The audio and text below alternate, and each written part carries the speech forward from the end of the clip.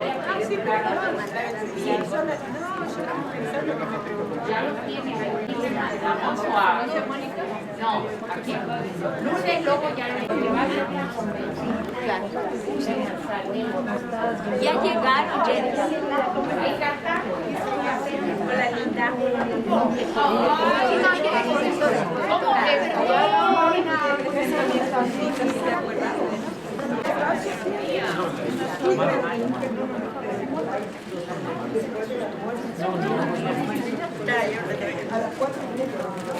Me caga de los repartos que me hacen paradas. Sí, claro.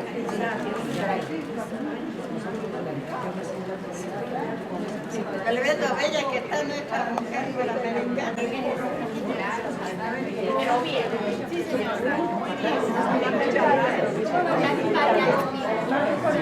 Muchas gracias. Acá yo mis cosas. Ahí en la primera fila,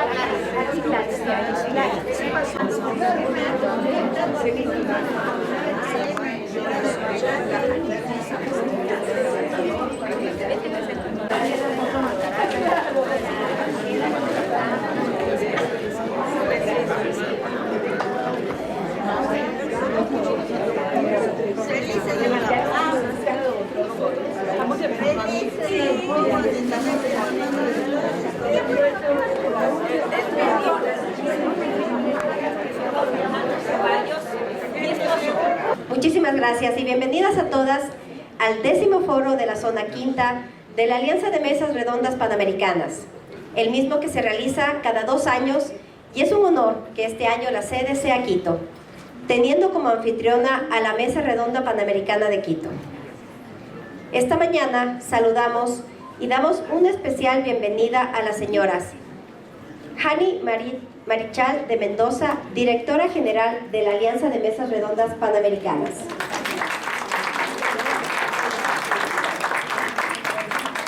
A la doctora Rosalía Arteaga Serrano, directora de la Zona Quinta de la Alianza de Mesas Redondas Panamericanas. A la señora Nuri Gutiérrez Vilches, exdirectora general de la Alianza de Mesas Redondas Panamericanas. A la señora Indira Medina, presidenta de la Asociación Nacional de Mesas Redondas Panamericanas del Ecuador. A la señora Elizabeth Muñoz, directora de la Mesa Redonda Panamericana de Quito y presidenta del comité organizador del 10º foro de la Zona Quinta de la Alianza de Mesas Redondas Panamericanas. Nos acompaña también la ingeniera Verónica Cando, viceministra de Inclusión Social del Ministerio de Inclusión, Economía y Social del Ecuador. También está con nosotros la embajadora María Gabriela Troya, directora del Sistema Interamericano del Ministerio de Relaciones Exteriores y Movilidad Humana del Ecuador. Nos acompaña también la ingeniera Verónica Escobar, presidenta de Fundación de las Américas para el Desarrollo, FUDEA. También estará con nosotros el magíster Fernando Ceballos, coordinador de la Secretaría General de la Pontificia Universidad Católica del Ecuador. Y están con nosotros esta mañana las hermanas panamericanas pertenecientes a las diferentes mesas redondas panamericanas participantes en este evento. Bienvenidas a todas.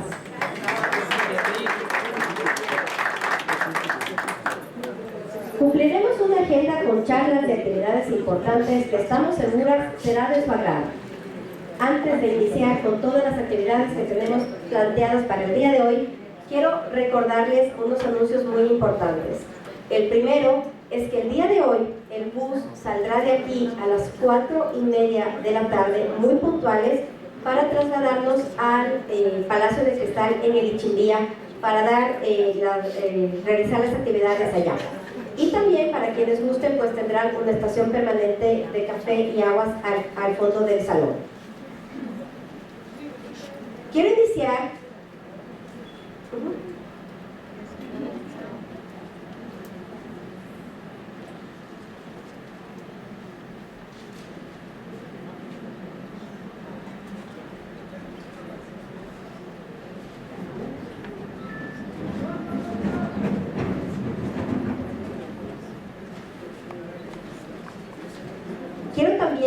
agradecer la presencia de María Elena de Arana, quien es la mujer panamericana. Bienvenida.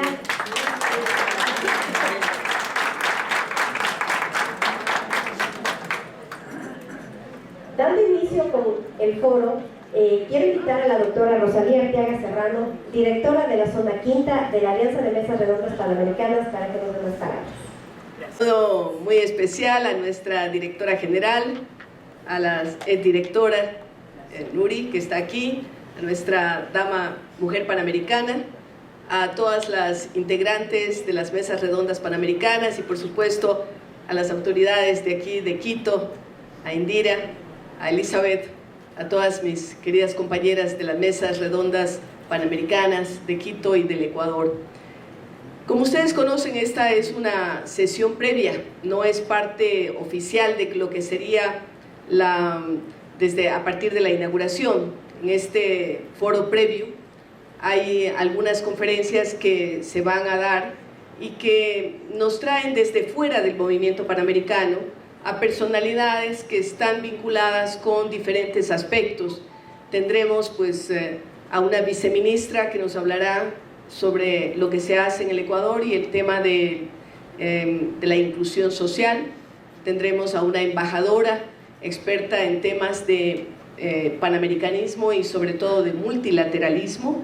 Tendremos también a una representante de una ONG muy destacada en el Ecuador, que además ha sido colaboradora de la Mesa Redonda Panamericana de Quito, Fudela, y tendremos también a un experto en temas de inteligencia artificial y del mundo digital. A todas nosotras, mujeres panamericanas, y a todo el mundo nos tocó adaptarnos a la virtualidad durante el tiempo de la pandemia, y muchos creemos que la virtualidad vino para quedarse, ¿no? Por lo tanto, tuvimos que aprender de plataformas digitales, el WhatsApp se transformó en el pan de todos los días y hemos tenido seguramente muchas que pedir apoyo a los hijos y a los nietos y a las personas que estaban en nuestro entorno para poder estar al día, pero somos mujeres que estamos al día, no importa la procedencia, la edad, no importa el trabajo en el que estemos o del que nos hayamos retirado, siempre estamos interesadas por lo que pasa en el mundo. Y por supuesto, aquí habrá mucho que hablar sobre inteligencia artificial, que es ahora lo que está tan de moda y que muchos creen que va a cambiar el curso de la humanidad. Yo estoy segura de que va a cambiar el sistema educativo a nivel mundial, va a ser la más grande revolución en la educación de todos los tiempos. Imagínense ustedes, así de fuerte es este tema, entonces no podemos quedarnos de lado. Por ello, y realmente yo quiero relevar, y lo haremos en otros momentos también, el trabajo que ha tenido el comité organizador de este foro. Cuando de Colombia me dijeron que no era posible hacerlo de manera presencial, pues pensamos que era hora ya de reunirnos, y me alegra que además de personas de la zona quinta estén de otras zonas, y esto nos enriquece enormemente. Les damos la bienvenida. Hace que nos sintamos más hermanadas todavía en este continente americano.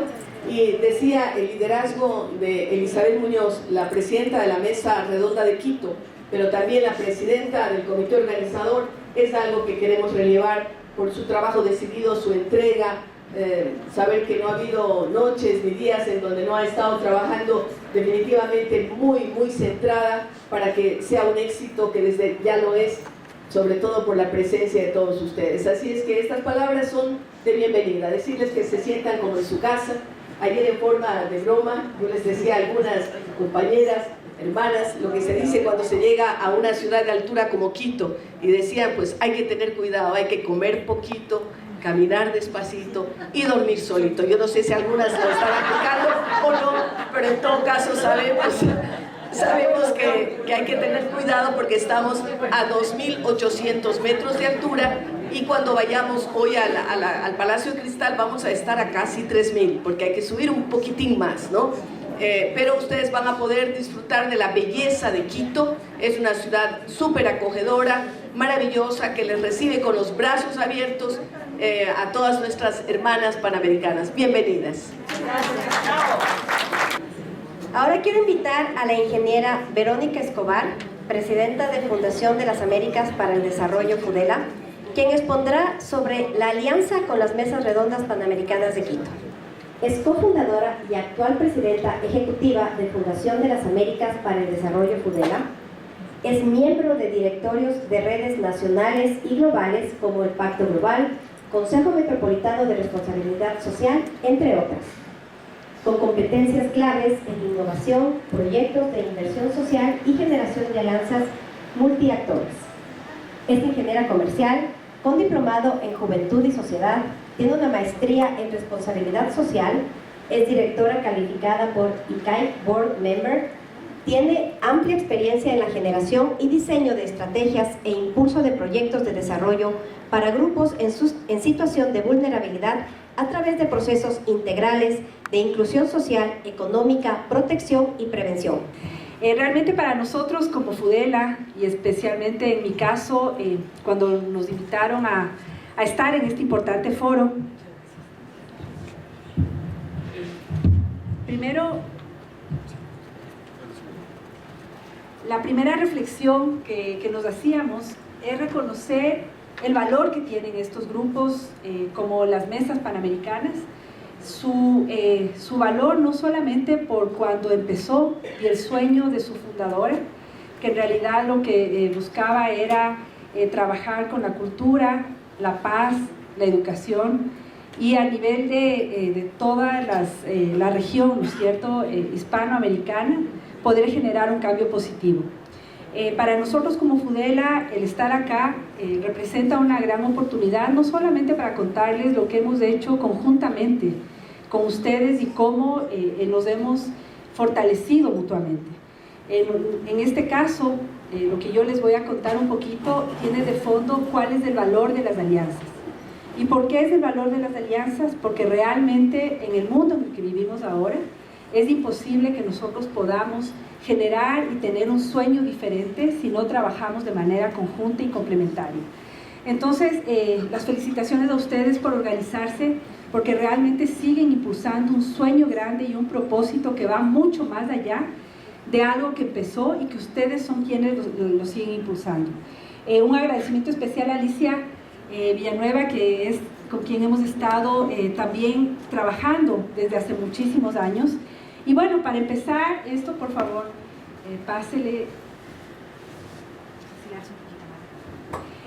Cuando nosotros vemos y hablamos de desarrollo, cuando hablamos de que nosotros queremos cambiar el mundo, de que tenemos un propósito mayor, siempre empezamos acordándonos de que los seres humanos, ustedes, nosotros, los políticos, absolutamente todos, nos movemos generalmente por miedos o por sueños. Y cuando realmente nos movemos por miedos, y esto es lo que nosotros en el campo del desarrollo, de trabajar con personas en grupos de situación de vulnerabilidad, por la que muchas de ustedes también impulsan procesos, nosotros vemos que hay muchas barreras para que las personas se incluyan, muchísimas barreras en todos los ámbitos. Hay niños, niñas, adolescentes, jóvenes, mujeres, familias, y vamos a ver luego de un ratito datos como así rapidísimos del contexto en el que vivimos. Pero a la vez nos movemos por sueños, y estos sueños, este propósito que tienen ustedes, del sueño que tenemos nosotros, es lo que nos impulsa siempre a buscar las maneras de cómo aportar positivamente, de manera conjunta, a generar un cambio. Y entonces, hablando del contexto y desafíos, nosotros estamos ahora realmente viviendo muchísimos desafíos. Es una generación, ustedes, nosotros, nuestros hijos, que hemos tenido la suerte de tener todo al alcance de la mano.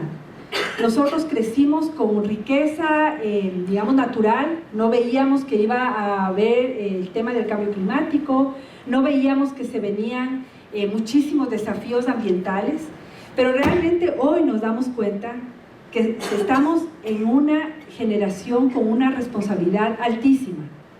De nosotros depende, de nuestros hijos depende el futuro del planeta, el futuro nuestro, el futuro como sociedad. La crisis que atravesamos no es únicamente ni ambiental, ni económica, ni social. La crisis muchas veces es de valores. La crisis que estamos viviendo ahora toca mucho más fondo de lo que realmente vemos solamente en las noticias. Y cuando uno entrelaza los puntos ¿por qué no respetamos el ambiente? ¿Por qué no excluimos a las personas? Es porque hay puntos en común que están relacionados con los antivalores, ¿no es cierto? El querer tener más, la codicia, no importa contaminar, el egoísmo. O sea, siempre van a haber cosas de fondo que nos están marcando la sociedad. Y cuando nosotros queremos trabajar, por ejemplo, en temas de paz, ya decían muchas personas, y ustedes más que nadie son expertos en estos temas de cómo abordar la paz, nosotros tenemos que trabajar en valores, tenemos que trabajar con los niños, tenemos que trabajar con los jóvenes, pero tenemos que generar cosas importantes. Y entonces aquí tenemos varios desafíos que son globales. Yo he colocado algunos que son, y que ustedes van escuchando, ¿no es cierto? El cambio climático, que ahora en día todos estamos ya con noticias, y no solamente en el Ecuador, ni en todo el mundo.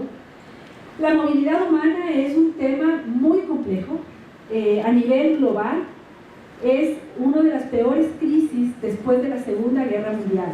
Nunca antes habíamos estado como estamos hoy. Y esto lo estamos viviendo en Europa, lo están viviendo en África, lo estamos viviendo acá, acá.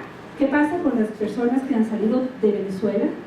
Hay números que dicen entre 5 o 7 millones de personas salieron de Venezuela. Y esa es una crisis regional que nos está afectando a nuestros países y que mucho antes veíamos lejísimos, veíamos que eso pasaba en otros continentes y que hoy en día lo estamos viviendo acá. Sabemos el tema del desempleo y, como decíamos, la parte humana. Pero ¿qué es lo que podemos hacer ante esto? Nosotros no podemos cerrar los ojos y no podemos decir que en realidad, páselo por favor, no podemos ser responsables y tener una actitud.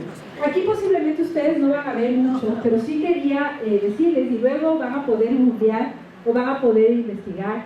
Hay un estudio del Foro Económico donde habla de las peores crisis que tenemos nosotros en 2 años, en los próximos 2 años y en los próximos 10 años. Lo que está en verde es todo lo relacionado a ambiente, lo que está en rojo es todo lo relacionado a lo social. Y estas son las crisis que estamos viviendo ahora y que ya están estudiadas y que si no nos anticipamos nosotros, nuestros hijos, realmente vamos a enfrentar temas muy desafiantes. Y entonces rapidito nosotros estamos hablando de que en los problemas sociales hay muchísimos problemas de exclusión. ¿Y cómo hablar de paz si realmente hay personas que están excluidas del sistema educativo, excluidas del sistema laboral, excluidas geográficamente? Si tenemos niños que no van a la escuela, que no tienen absolutamente nada que hacer, si tenemos jóvenes que son los famosos ninis, que ni estudian ni trabajan, y nos enfrentamos a lo que estamos viviendo hoy en el Ecuador, en la región, que son temas de violencia, de inseguridad, y que podemos prevenir, por supuesto que podemos prevenir. Pásenme, por favor. Tenemos, como decimos aquí, no me voy a detener, porque ustedes saben el contexto en el que estamos viviendo, y lo que sí quiero hacerles reflexionar es que hay muchísimas cosas que podemos hacer en alianza, y que hay varios grupos que son los más afectados. Nosotros hablamos de que cuando más excluidos están, mientras más dimensiones de exclusión tiene una persona, ellos son los grupos más vulnerables. Es decir, si una persona está excluida socialmente, económicamente, geográficamente, culturalmente, estas personas se convierten en los grupos más vulnerables. Y ahí tenemos varios grupos, ¿no es cierto? Niños, por ejemplo, niños indígenas que viven en la ruralidad y que por supuesto están lejísimos y geográficamente no están cerca. Mujeres, tenemos todo el factor étnico, afros, indígenas, tenemos movilidad humana.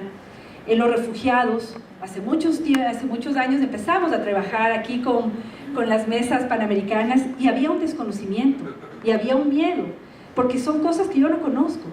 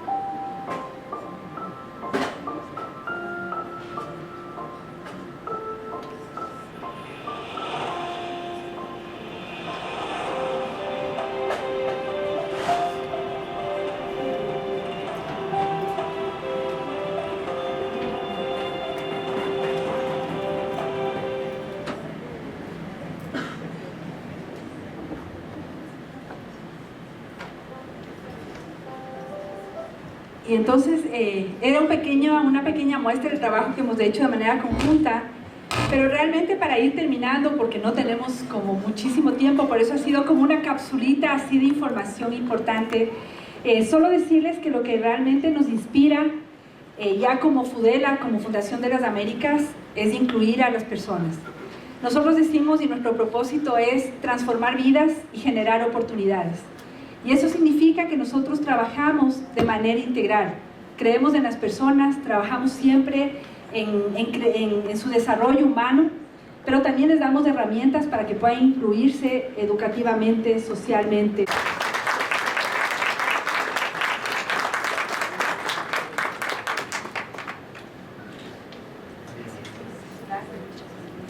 Gracias. Felicitaciones. Un fuerte aplauso, por favor. Muchísimas gracias. Quiero invitar ahora que nos acompañe el magíster Fernando Ceballos, quien nos hablará sobre el despertar de la máquina, la inteligencia artificial como una oportunidad de oro. Fernando Ceballos es un destacado profesional con un MBA en Administración de Empresas y una trayectoria de más de 20 años en el ámbito del asesoramiento y la consultoría empresarial y política en diversos países de América y Asia. Es especialista en análisis estratégico, balance scorecard y un apasionado estudioso del impacto del crecimiento geométrico de la tecnología en la sociedad y en las personas. Su enfoque se centra en el liderazgo orientado a alcanzar el máximo rendimiento en instituciones públicas, educativas, empresas y personas. Fernando es autor de diversos libros, entre los que se destacan Sociedad de Masa y Libre Pensamiento, Ventas Efectivas, la novela El Sendero del Iniciado y los ensayos Gobierno, Democracia, Tecnología y Futuro y Los políticos son un cuento.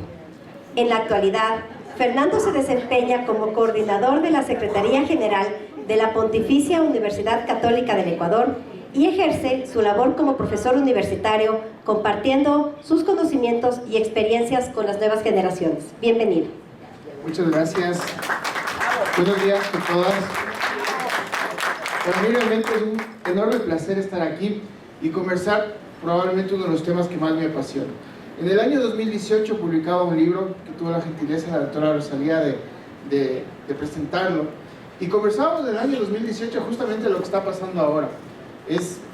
No sé si es bueno o es malo decir que cuando uno tiene la razón. En esa época me decían, pero lo que tú dices en ese libro es una locura, eso no va a pasar nunca.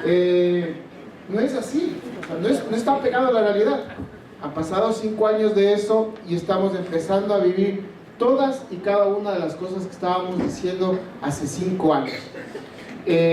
Lo que les voy a contar ahora va a ser así un poquito más loco de lo que decía hace 5 años, porque obviamente ha pasado, y ya tenemos la visión un poquito más clara de lo que va a ocurrir.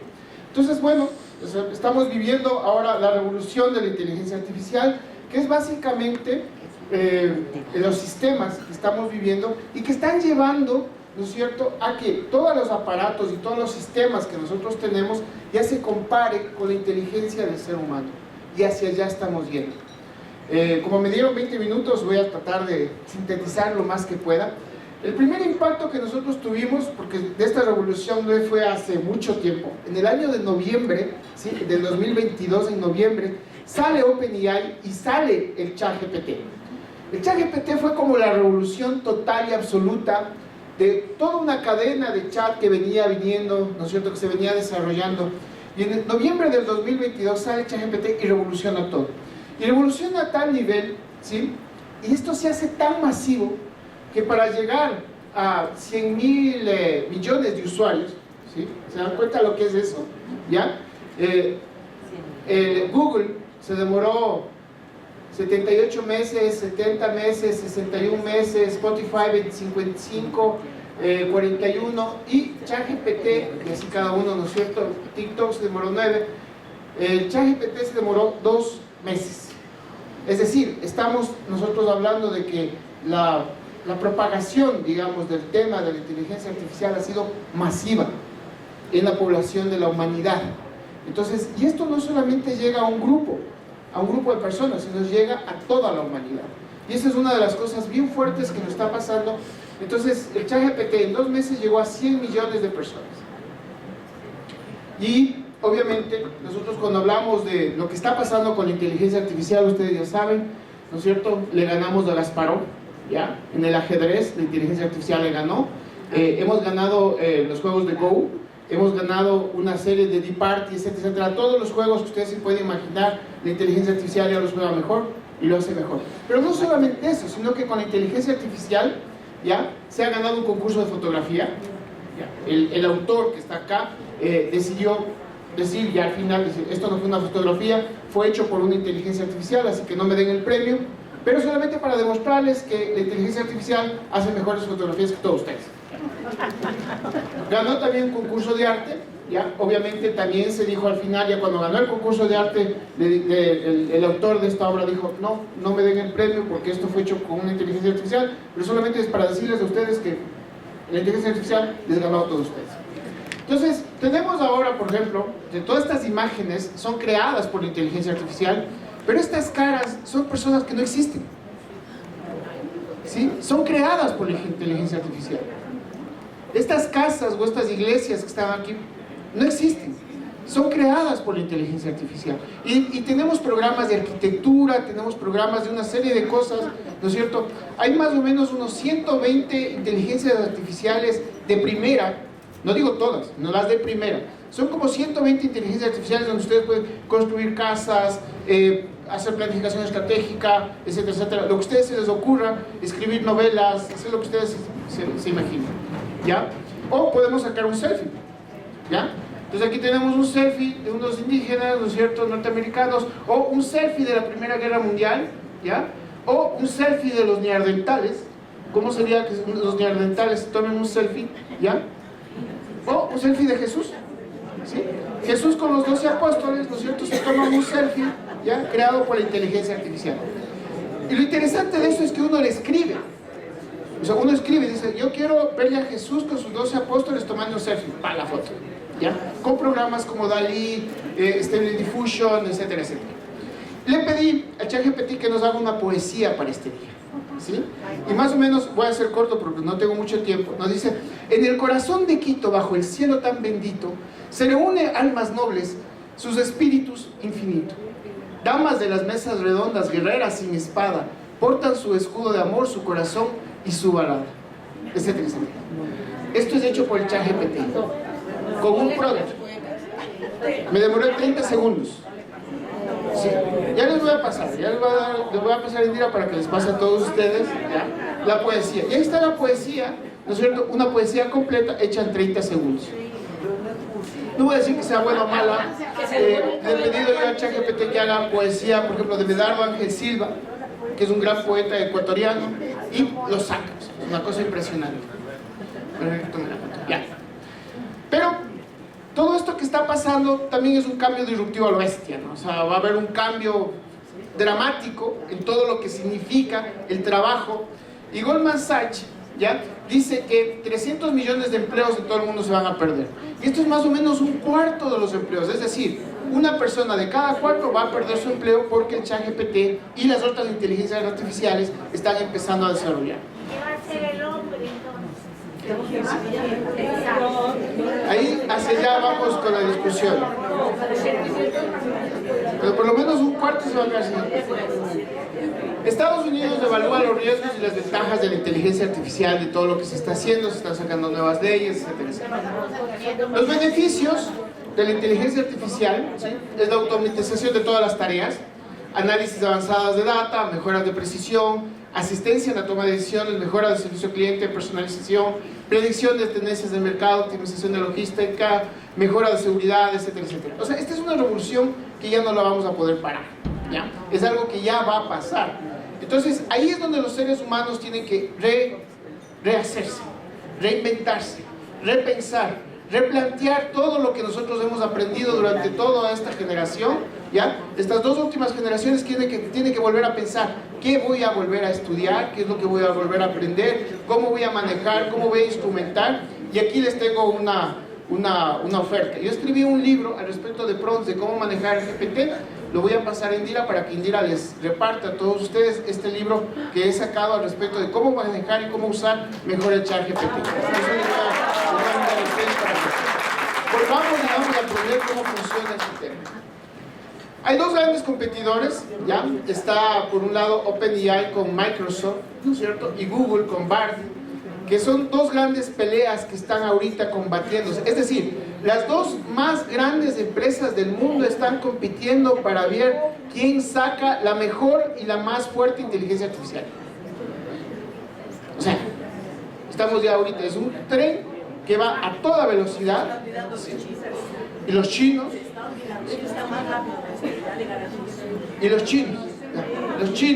¿no es cierto? Y hay otras empresas como Meta, Amazon, Apple, etcétera, etcétera, que están peleándose el liderazgo de quién hace más grande y más fuerte a la inteligencia artificial. Entonces, para poder tener esto en perspectiva, voy a presentarles las 3 etapas de la inteligencia artificial, ¿no es cierto? La inteligencia artificial que ya tenemos ahorita, que son los que ganan el ajedrez, que está en el Spotify cuando ustedes seleccionan música, está en el Google Maps, cuando ustedes le ponen al Google Maps de que quieren ir, a dónde quieren ir, etcétera, etcétera, es la inteligencia artificial suave, ¿ya? El YouTube o los autos de autoconducción que tiene Tesla, por ejemplo. Todas estas son la inteligencia artificial suave. Es la primera etapa de la inteligencia artificial. La segunda etapa, ¿no es cierto?, se llama la etapa de la inteligencia artificial general, ¿ya? La etapa de la inteligencia artificial general, que es la segunda etapa, es donde ya la inteligencia artificial se parece al ser humano. Está parecida al ser humano. Entonces ya responde una serie de preguntas, etcétera, etcétera. Muchos autores dicen que el ChatGPT ya está llegando a la frontera de esta inteligencia artificial general. Ahora, ¿qué significa? Significa que nosotros vamos a tener un compañero o poder hacer una serie de preguntas, o un profesor o un estudiante o lo que sea va a poder hacerle preguntas al ChatGPT y el ChatGPT le va a responder. Entonces el ChatGPT 4, que es el que ahora está funcionando, está llegando a la frontera de la inteligencia artificial general. Cuando ya lleguemos a la inteligencia artificial general completamente, entonces, ¿qué es lo que estamos haciendo como seres humanos? Estamos básicamente trabajando, ¿ya?, para ver cómo tenemos que trabajar para adaptarnos a esa nueva realidad. Esa realidad que ya está aquí. O sea, esa realidad que nosotros nos cuestionamos como profesores de la universidad, de qué profesionales necesitamos para que trabajen en esta realidad. Y esa es la gran discusión de la academia. Nosotros estamos ahorita pensando, a ver, ¿qué profesiones, si son profesiones que todavía no existen, qué tenemos que hacer con los estudiantes? La Universidad Católica está cambiando radical y profundamente todo su currículum, y este próximo semestre, es decir, los estudiantes que empiezan en agosto, empiezan en todas las carreras de forma diferente. O sea, la Universidad Católica ya cambió su currículum. Todas las carreras están cambiadas y transformadas en un nuevo tipo de dominios, en una nueva forma de educación, en una nueva forma de calificación, en una nueva forma de asistencia, etcétera, etcétera. O sea, nos cogieron a todos, digamos así, y tenemos que hacer los cambios inmediatamente. También los gobiernos están sacando nuevas leyes, ¿sí?, para regular la inteligencia artificial, para poner unos parámetros, ¿no es cierto? Y estamos pensando en nuevos impuestos, en nuevas cosas. Ok, usted va a contratar a 20 robots, ok, que los 20 robots paguen impuestos para poder pagar la cesantía. Y eso se está pensando, ¿sí? Porque si usted contrata robots, hágalo, está bien, porque no piden, no hay que jubilarles, no tienen salario, etcétera, etcétera, ¿no es cierto? Pero tiene que pagar un impuesto para las personas que se van a quedar sin trabajo.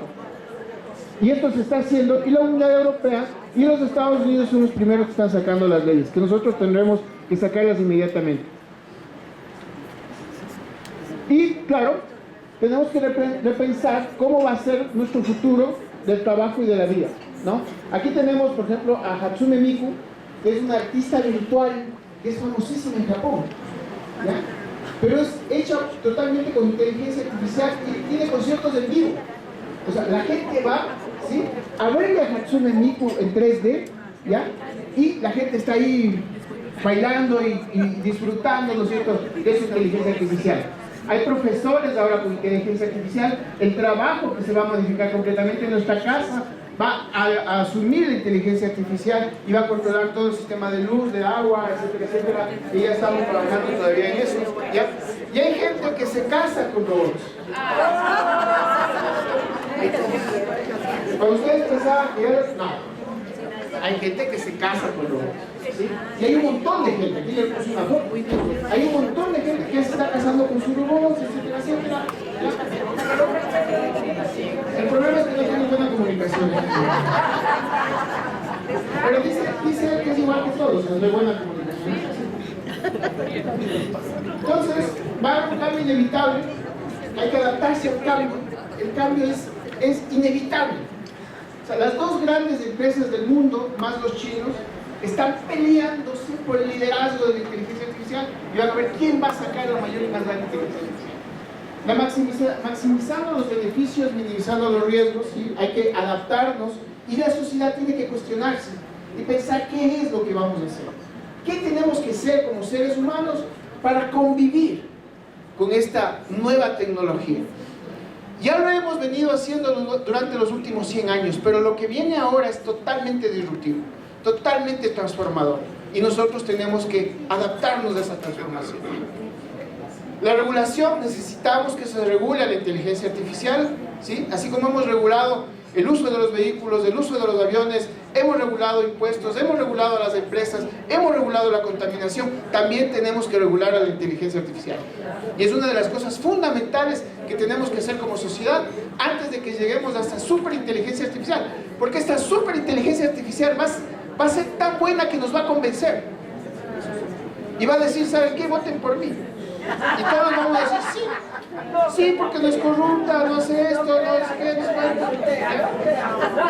Hay que prepararnos para eso y la inteligencia artificial del futuro en la educación. ¿Qué estamos haciendo como universidad? Como universidad estamos nosotros ya trabajando en un ChatGPT de la universidad. La Pontificia Universidad Católica va a tener su propio ChatGPT para que los estudiantes puedan armar, desarmar, alimentarle, educarle, etcétera, etcétera, para que ya sepan, porque el mundo, en definitiva, ya cambió. Muchísimas gracias.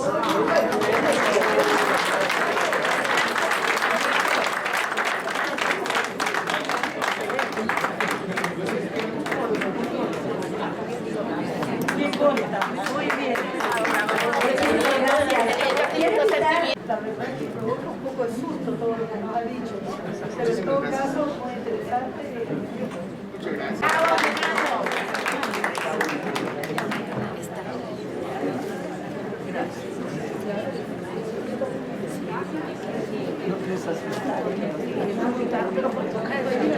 Yo me siento, primero digo, muy emocionada de estar esta mañana aquí, que ya es casi mediodía.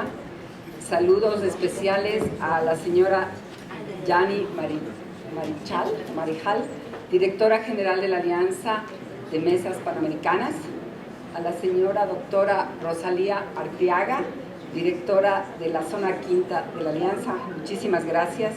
María Elena de Arana, mujer panamericana, menciono otros nombres que están en los vocativos, Nuri Gutiérrez, Indira Medina, Elizabeth Muñoz.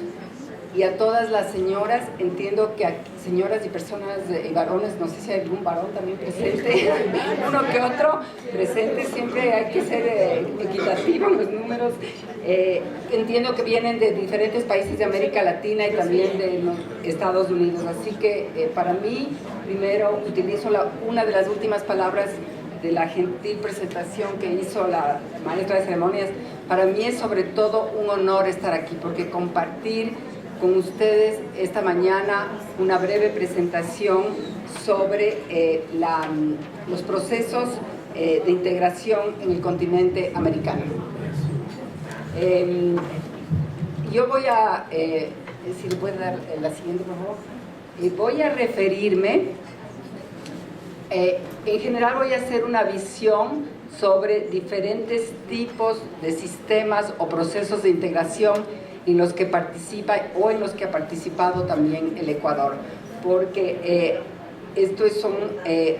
vamos a hacer una parte histórica y temática para que ustedes tengan una idea de lo que vamos a presentar.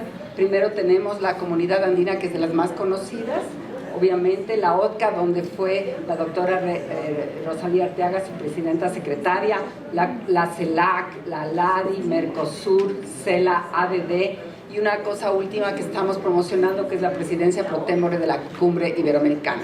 Por favor.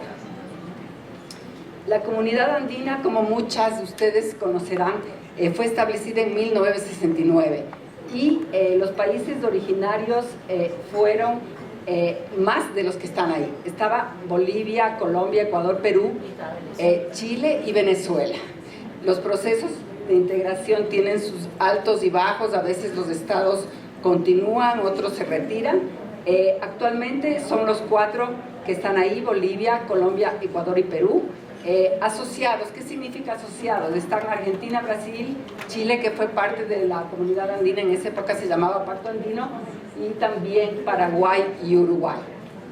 Luego hay inclusive países extracontinentales como España, Marruecos y Turquía, que es el nuevo nombre oficial de Turquía, que también participan de alguna manera, es decir, asisten a las reuniones, escuchan los procesos en los que estamos involucrados, en este caso los países andinos. La comunidad andina cuenta con 3 principales órganos. Esto para comprender el proceso, cómo a la larga ejecuta sus diferentes acciones la comunidad andina. Tenemos el Consejo Presidencial Andino, el de ministros, es decir, de los cancilleres, así como la Comisión de la Comunidad. La siguiente, por favor. Otro asunto importante de tener en cuenta es que los documentos que se adoptan, los estatutos iniciales, van teniendo cambios a lo largo de la historia de los procesos de integración. En este caso, en el año 96, hace más o menos 27, 28 años, se modifica el protocolo inicial del año 69. Es decir, nos reformamos y ahí lo que quisimos es profundizar, hacer más otros aspectos, involucrar de la integración.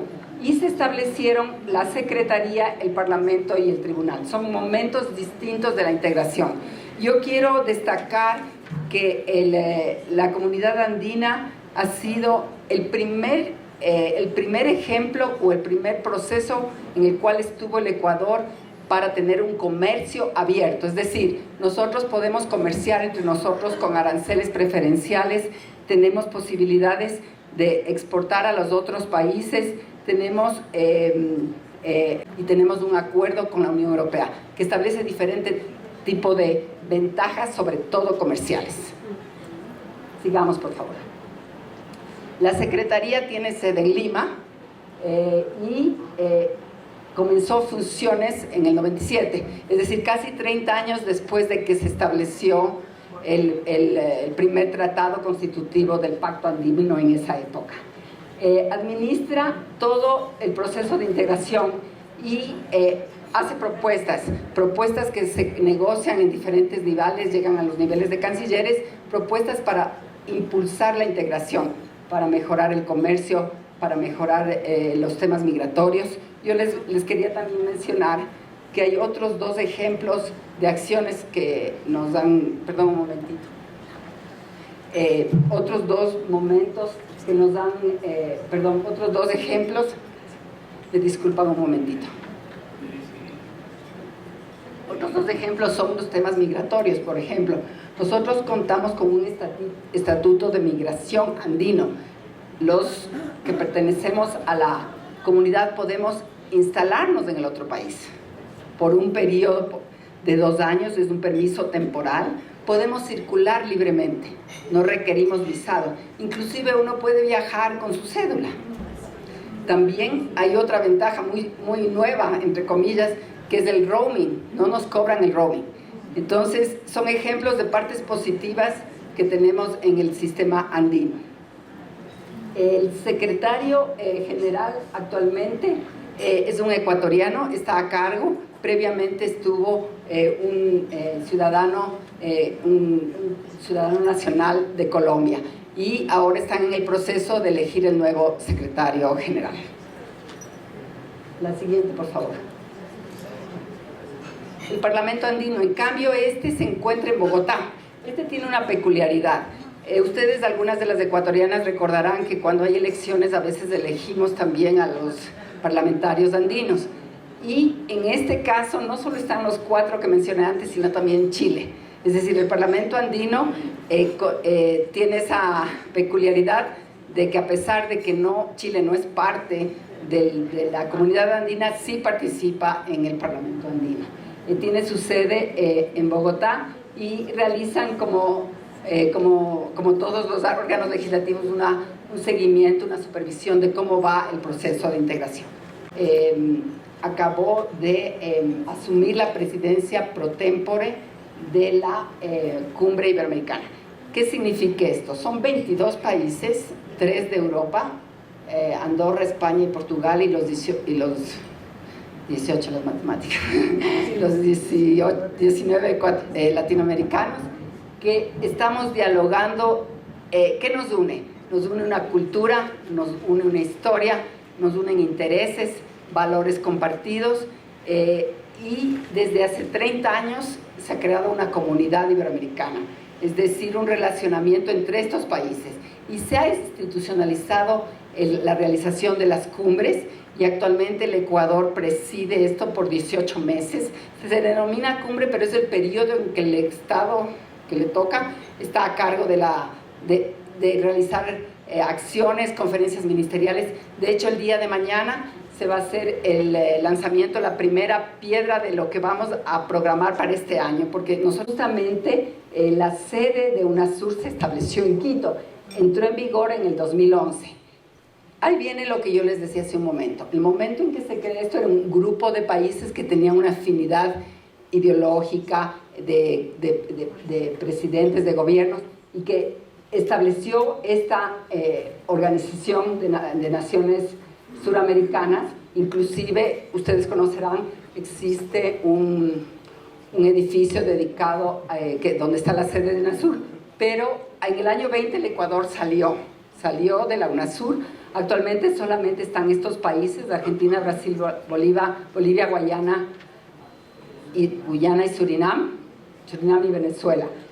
Y vamos a ver qué pasa, porque comentaban que el presidente Lula le interesa reactivar UNASUR. Vamos a ver cómo van los procesos, cómo siguen dialogándolo los presidentes, pero en su época UNASUR tuvo algunas acciones en los temas políticos, económicos, de defensa. Recuerdo también había un comité de defensa de UNASUR, y son ejemplos de cómo un momento algo tiene mucha relevancia, otro momento disminuye, dependiendo. Por eso lo interesante es crear algo que funcione independientemente de las ideologías, pero eso es difícil. Por eso hay que construir los temas que son transversales y son eternos, y tener políticas a largo plazo.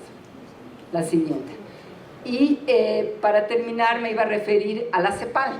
Si bien tampoco es un sistema ni un organismo específico de integración, es una de las comisiones creadas en el marco de Naciones Unidas, y es la que corresponde a América Latina. La sede está en Chile, y como ustedes deben haber investigado, muchas de ustedes tienen mucha información sobre todos nuestros países, de todo tipo, estadísticas, hace propuestas,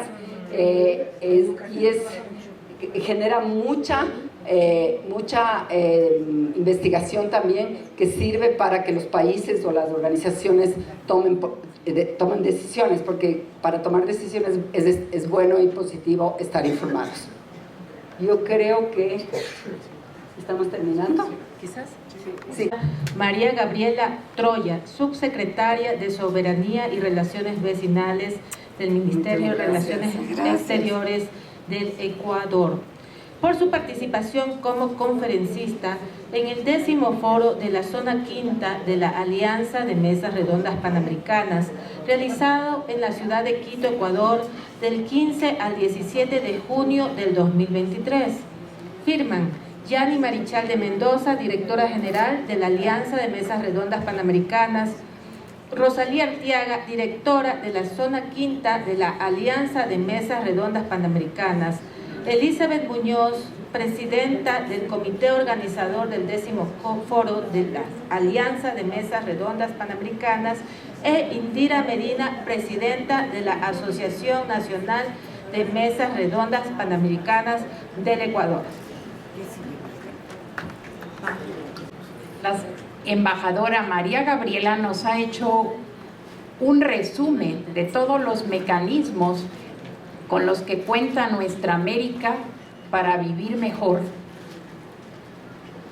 Hoy es nuestro compromiso como Alianza de Mesas Redondas Panamericanas colaborar en estos mecanismos, buscar las formas de cooperación de nuestros países, porque nuestro sueño, amigas queridas, es vivir mejor.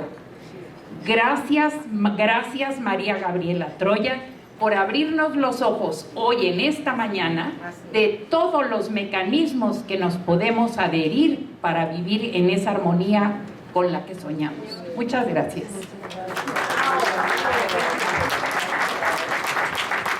Con todas, qué gusto poderlas saludar el día de hoy. Le quiero agradecer infinitamente a la organización por la invitación y por este espacio. He recibido unas palabras muy lindas al entrar y era justamente el compromiso y la entrega que me comentaba. Quiero agradecerle a quien ha sido mi mentora, mi tutora, la doctora Rosalía Artiaga, a quien tengo el honor de poder el día de hoy compartir y saludarla. A todas ustedes, porque no hay momento más importante que este en el que compartimos juntas y juntos. Yo quisiera poder conversarles acerca de algo que es interesante, cómo se va llevando en este momento todas las acciones sociales en el país. Estamos muy acostumbrados y muy acostumbradas a pensar que la acción social es, ay, pobrecito el adulto mayor, pobrecito el niño, cuando hemos cambiado ya ese paradigma. Pero ese paradigma se ha cambiado, no es de la noche a la mañana, se ha cambiado por la lucha que ustedes han realizado hace muchísimos años atrás, en pasar del pobrecito, qué pena da, a ayudarlo y rehacer la vida de una persona a través de los mecanismos sociales. El Ministerio de Inclusión Económica y Social, que tiene el mandato constitucional justamente de activarse a nivel social en los grupos prioritarios de este país, entiéndase, mujeres gestantes, niños de la primera infancia hasta 3 años, adolescentes hasta los 18 años, adultos mayores y personas con discapacidad. Son todos los organismos, todos los grupos prioritarios que nosotros atendemos en el Ministerio de Inclusión Económica y Social, o como le llaman, el MIES. Siempre piensan que el MIES solo es pagar bonos. El MIES solo paga bonos, y sí paga bonos, pero hacen algo más que pagar bonos. El MIES tiene 2 ramas importantes. La primera, la económica, que es donde se pagan los bonos y se hacen emprendimientos. Y la segunda, la social, que tengo el honor de presidir, que tiene 4 ramas importantes: discapacidad, adulto mayor, niñez y protección especial. El sistema de protección especial, que es un poco lo que vamos a conversar el día de hoy, tiene a cargo las cosas más crudas y las realidades más duras de este país. Tiene a cargo lo que es todo el sistema de trabajo infantil del país. Mendicidad, habitante de calle, movilidad humana, acogimiento familiar y algo que yo el día de hoy estoy agradecida con ustedes, porque lo iniciaron, al igual que su organización, una organización de grupos de damas en el país, casas de acogidas, o como antes se llamaban los orfanatos. Y eso fue iniciado justamente entre las organizaciones religiosas y los comités de damas que existían en ese momento. Hace aproximadamente 30 años atrás se comenzó a institucionalizar las casas de acogida. Y una última cosa hace Protección Especial: adopciones, que es un tema que hoy le ha dado la fuerza necesaria el gobierno actual para poder ratificar y reparar los derechos integrales de los niños, niñas y adolescentes. Pero este sistema que les acabo de hablar, de los adultos mayores, de las personas con discapacidad, de los niños, del sistema de protección especial, no es que el MIES hace todo el 100% por gestión propia. Y aquí hay algo interesante que la doctora Rosalía me comentaba. Hay que hablar de las alianzas públicos-privadas. Una alianza público-privada es que el Ministerio de Inclusión, el MIES, pone una parte del dinero y una organización de la sociedad civil, como puede ser un comité de damas, pone la otra parte. Y se hace un convenio entre las dos partes, entre el MIES y la organización, y atendemos a estos grupos prioritarios. Si lo hiciéramos solo desde el MIES, yo podría atender a 70 niños. Pero como lo hago en conjunto, atiendo a 100 niños, porque la otra parte la ponen las organizaciones. Este paradigma asistencialista ha cambiado a lo largo de los años y hemos pasado de llamarles, por ejemplo, guarderías. Recordemos que eran las guarderías. Y guardería viene de guardar a un niño y de tenerlo ahí sin hacer nada. A centros de guardado. Y hoy hemos podido cambiar este paradigma a centros de desarrollo infantil. Es que el niño no está 8 horas ahí haciendo nada, sino el niño que desarrolla sus habilidades con profesionales del ramo encargado.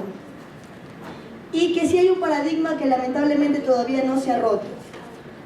Nosotros tenemos 40.000 técnicos a nivel nacional. Imagínense, ahora Elizabeth tuvo la gentileza de presentar y me decía la viceministra jovencita, y 1,50 m me toca. Son 11.000, el MIES tiene 11.000 empleados y con los indirectos llegamos a 40.000. Atendemos a medio millón de usuarios todos los días en todos los servicios, desde los centros de desarrollo infantil hasta los centros gerontológicos de adultos mayores. Entonces el paradigma cambió, y este cambió gracias a las organizaciones de la sociedad civil. Porque en este país, lamentablemente, las cosas a veces no cambian por iniciativa propia de los gobernantes, siempre cambian por la presión social que existe, que es una presión social positiva. Porque claro, en ese momento las organizaciones de la sociedad civil, como ustedes, dijeron al niño no hay que tenerlo 8 horas guardado. No es pobrecito el niño, es qué oportunidades tiene ese niño. Y cómo yo aporto desde la sociedad civil para que ese niño exista. Me gustaría ir un poco con datos, porque las historias son bonitas, pero los datos matan relatos. El Ministerio de Inclusión Económica y Social, como les comentaba, 2 grandes áreas, económica y lo social. Nosotros pagamos 1.400 millones de dólares, 1.400, es un PIB del presupuesto del Estado, 1.400 millones de dólares a 1.200.000 personas en bonos. Invertimos, del otro lado, de lo social, 400 millones de dólares al año en atender 500.000 de personas, en todos los servicios que les he comentado al principio. Ahora, les comentaba que nosotros no atendemos de manera directa, sino que hacemos el convenio. Para que ustedes tengan una idea que la sociedad civil y los comités de damas y los comités de residentes y muchas otras organizaciones, no es que es una acción social de visitar, de ayudar, es plata, señores, que ustedes ponen en tiempo, en espacio, en lugares, en todo lo que se refiere, es dinero y es recurso que muchas veces es invisibilizado, porque dicen, bueno, las señoras tienen que ir al hospital, es tiempo invertido, es recursos incluso para hacer eventos como estos, pero también para hacer el chaleco, porque así se hace la política pública. Porque si yo sigo invirtiendo en centros de desarrollo infantil y capaz no funciona, capaz por ahí no va la plata. ¿Y dónde se van esos 400 millones? Es que políticamente no es correcto cerrar centros. Bueno, señores, pero políticamente correcto no hay muchas cosas que hacer. Pero el dinero público que todos pagamos tampoco se puede desperdiciar de esa manera. Entonces, lo que hacemos al digitalizar la información y el paso del usuario por el MIES, también hacemos una trazabilidad del usuario. Yo quiero saber en este momento si un niño que yo lo atendí en la guardería hace 20 años atrás, hoy ¿qué hace de su vida? ¿Siguió la escuela? ¿Siguió la universidad? ¿Está en la cárcel? ¿Qué pasó con ese niño? ¿Funcionó la plata que yo invertí en ese niño hoy para que luego siga su escuela o no sirvió de nada? ¿Por qué? Porque lamentablemente no hicimos el trabajo suficiente con él, con la familia, con el entorno, para entender que el niño tiene que ir a la escuela. Entonces la tecnología nos va a permitir eso, porque nadie quiere ir a una bodega de 50 años atrás a revisar un documento. Y se toman decisiones públicas con el presupuesto desde ahí. Entonces son estas 2 ideas, estas iniciativas de poder digitalizar y automatizar gran parte de los servicios públicos y servicios sociales que ponemos a disposición de todos los países, pero también ponemos a disposición de las organizaciones de la sociedad civil que también manejan sus propios programas y servicios y que les pueden servir para tener justamente esta idea de cómo están invirtiendo. Y quise hacer esta reflexión porque, claro, lo que hoy nos debemos llevar es cómo desde el Estado aportamos a los servicios sociales, pero también aportamos a que ese servicio social y esos 400 millones de dólares tengan un resultado positivo. Y que todos los niños que yo atiendo vayan a la escuela, luego de que salgan del Centro de Desarrollo Infantil. Y que luego de la escuela vayan al colegio. Y que luego vayan a la universidad. Y que luego no terminen, lamentablemente, porque hay que ser crudos con la realidad, en una matanza carcelaria. El 70% de las personas que murieron en las primeras masacres carcelarias de este país tenía entre 18 y 29 años. 70%. Y de ese 70%, el 80% había sufrido desnutrición crónica infantil. Y claro, nos dicen, pero la desnutrición crónica infantil no se ve. No se ve. Pero la desnutrición crónica infantil, uno se da cuenta por peso, tamaño, claro, todo lo demás. Pero literalmente el cerebro es mucho más pequeño de un niño que sufrió desnutrición al que no sufrió. Y es por eso que nosotros estamos muy esforzados. Dicen, pero ¿por qué? Eso no da voto. Señor, el problema es que hoy yo tengo un Estado tan cargado de servicios que me cuesta 2.000 millones de dólares al año atender los servicios sociales de este país, cuando podría costar menos si es que yo invierto ahorita en que ese niño que tiene desnutrición, lo más probable es que vaya a la escuela y le vaya mal. Y le digan, es que es flojo, es que es vago el niño. Y le pegan, y como le pega a la mamá, y la mamá le pega al papá, y es la violencia. Y ese niño no va a la universidad. Y lo más probable es que ese niño termine siendo un adulto mayor que yo atienda en un servicio social. Y hay un círculo de servicios sociales que se tiene que poner a potestad de ese ciudadano, que se podría haber evitado solo porque la mamá se haga los controles cuando estaba embarazada. Entonces, ahí están muchas de las lógicas de por qué nosotros tenemos como gobierno la estrategia de la nutrición crónica infantil, que también hacemos con alianzas públicos-privados. Y la otra estrategia, que es la prevención, que esto es muy duro lo que voy a decir, la prevención del embarazo adolescente. En este país paren más de 100 niñas todos los días. 100 niñas todos los días. Menos de 14 años se considera delito, violación. De 15 a 18 igual es embarazo adolescente. No es delito, pero se lo considera una vulnerabilidad. Y lamentablemente nosotros estamos entre los países con mayor índice de embarazo adolescente desde hace mucho tiempo atrás y lo hemos tratado de reducir, pero la reducción es en el momento que hay que actuar, porque también somos bien mediáticos, nos pasa algo y ahí queremos estar y ya, y vamos a arreglarlo y vamos a tomar acciones desde lo público. Pero miren, la seguridad de este país y los embarazos adolescentes de este país y la desnutrición crónica infantil y en todos los lados, no solo en este país, no se arregla, y especialmente la seguridad, yo decía, en este país la seguridad no se arregla poniendo más patrulleros y más policías. Yo como MIES me tengo que comprometer a poner menos delincuentes en la calle. Esa es la verdadera acción social y el servicio social de este país. Mi nombre es Verónica y les agradezco muchísimo por haberme escuchado el día de hoy. Doctora, muchísimas gracias. El marque ha llegado a la juramentarlas. Aniversario de la Asociación Nacional, desayuno y aniversario con los grupos juveniles, destacando el Colegio República del Ecuador, con aporte de la Asociación Nacional. Día de la Paz, Día de la Amistad y otros. Todas esas actividades nos quedan pendientes antes de finalizar el año.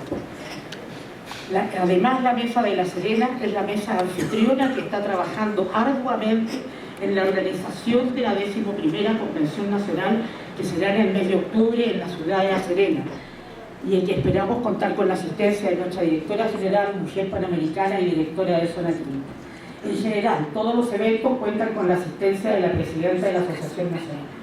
Las mesas de Chile seguiremos trabajando con responsabilidad y amor en bien de nuestro movimiento, acogiendo un saludo y mensaje de nuestra directora general, que nos llegó al alma.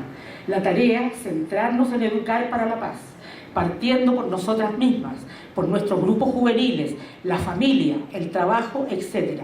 Paz tan necesaria para nuestra querida y convulsionada América. Una para todas, todas para una. One for all for one. Muchas gracias.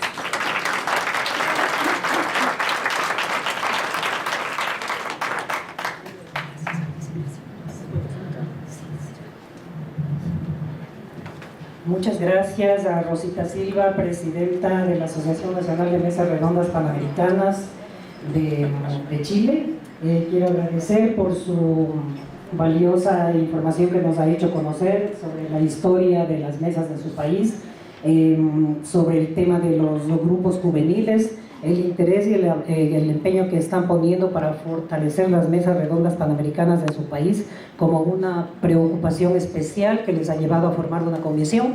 Creo que ese es un tema muy relevante dada las circunstancias de las mesas redondas panamericanas en la Alianza, que tenemos necesidad de crecer y de aumentar las membresías. Invito a pasar